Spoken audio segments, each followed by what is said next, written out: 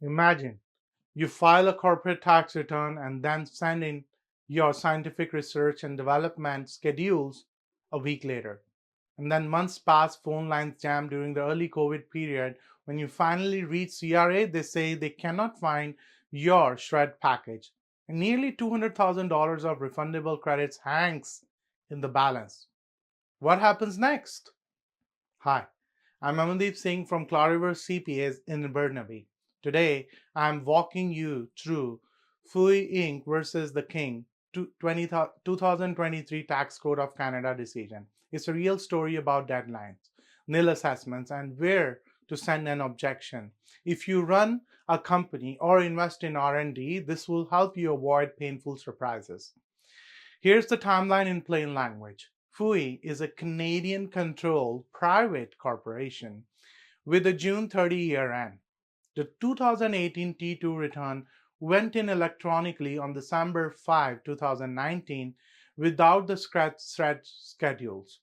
On December 11, 2019, CRA issued the 2018 Notice of Assessment. On December 20, 2019, the accountants mailed the SR&ED claim package for 2018, the T661 and the related forms, basically a proper update of the return to trigger the refundable credit. Then COVID hit. The firm kept calling. Staff at CRA were thin. Eventually, in December 2020, they learned the CRA could not locate the SR&ED filing. So on January 21st, 2021, the accountants wrote to CRA's SR&ED division at Front Street West in Toronto with a duplicate package explaining the earlier filing. On March 8, 2021, CRA replied that the amended T661 fell outside the 12-month SR&ED deadline. On April 9, 2021, the accountant sent a formal notice of objection. CRA said the objection came in too late under the Income Tax Act. The company then asked the tax code for an extension of time to object. Now, what did the code look at? Three things. First, was the December 20, 2019 filing actually an objection? The accountants believe the bar for objection is low and that sending new information inconsistent with the assessment should still count. The court emphasized that an objection needs a short list of elements. It must go to the Chief of Appeals and set out reasons and relevant facts. A SR&ED claim package is completely different. It asks CRA to process credit, which leads to a reassessment, if accepted. It does not challenge the earlier assessment by itself. So, the December 20 package did not operate as an objection. Second, could the January 21st, 2021 letter double as both an objection and an application to extend the objection deadline? Well, timing matters.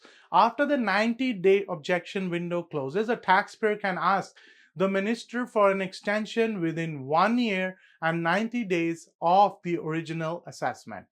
The request needs to go to appeals. The January 21 letter went to the CRA SR&ED division, not appeals, and it read as a resubmission of the SR&ED claim, not as an application to extend time or a notice of objection. And because of that, the extension pathway never opened, unfortunately. Third, what about nil assessments? The 2018 assessment showed nothing payable. Courts treat nil assessment as something you cannot challenge through objection or appeal because there's no amount assessed as owing. Practically, the way to raise SR&ED disagreement is through the processing of the SR&ED claim and the resulting reassessment. Here, the CRA never even processed the original paper claim because it went missing, and the later resubmission fell outside the SR&ED time limit. So there was no reassessment on the merits to fight. The judge accepted the accountant's testimony and they mailed the SR&ED claim on December 20, 2019, and that CRA unfortunately misplaced it. The court also recognized the difficulty of reaching CRA during the early COVID. Even so, the Act's timelines control the objection process because the objection did not go in within 90 days, and because no timely extension request was even sent to appeals, the tax court dismissed the application for an extension of time, unfortunately, and no cost was even granted. Let's translate the key evidence and circumstances that guided this decision. The paper trail showed a December 2019 SR&ED mailing, yet CRA's records lacked it. The January 21, 2021 follow-up letter went to SR&ED, not to the Chief of Appeals. So the address line matters. The content of that letter read like a resubmission, not like please extend my time to object because XYZ reason. So words matter. The original reassessment for 2018 was nil, so the normal objection route to challenge amounts payable did not apply. Objection and extension timelines in the Act set bright lines. The court applies those lines even when the facts feel unfair. This is very important to understand. For business owners and founders using SR&ED, here's a practical moves that protect your position. Start with the filing mechanics. When you file your corporate tax return, T2, and intend to claim the SR&ED, include the T661 and all schedules in the original package whenever possible. If you must send SR&ED shortly after, use the trackable method. Keep the courier proof and scan a full copy of what went in the envelope. Create a SR&ED clock. The SR&ED claim must land within 12 months after the filing due date for that year. Set a visible deadline in your calendar and your trackers like ClickUp or Asana. Treat that date like payroll remittance day, no slips. Build an objection clock. The CRA issues a notice of assessment. The 90 days objection window begins. If you need more time, submit an extension request to the Chief of Appeals within 1 year after that 90-day window. Address and content matter. Label it clearly as an application to extend time to object and explain why. Separate lines for SR&ED versus appeals. SR&ED processing belongs to the SR&ED division. Objections and extensions belong to appeals division. Use the right lane for the right purpose. When in doubt, send to appeals and reference the relevant section of the Act in simple terms. Document every touch point. Keep call logs, case numbers, names, and dates. Save my account and Wrapper client screenshots. If CRA mailrooms run hot, your proof call cools things down. Where does Cloudiverse fit in? Think of Cloudiverse CPAs as your Google Maps for tax.